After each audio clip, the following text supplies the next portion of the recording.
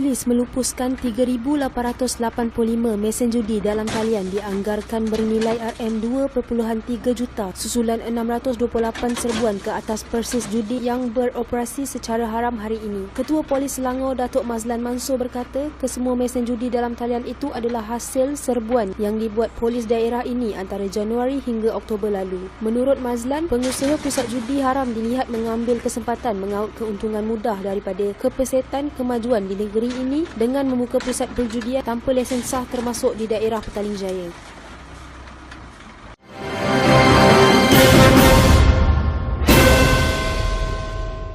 RM2.3 juta susulan 628 serbuan ke atas persis judi yang beroperasi secara haram hari ini.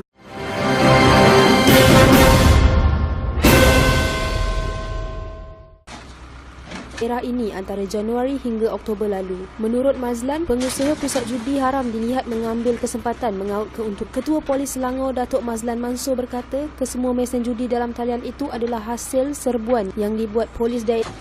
Polis melupuskan 3,885 mesin judi dalam talian dianggarkan bernilai RM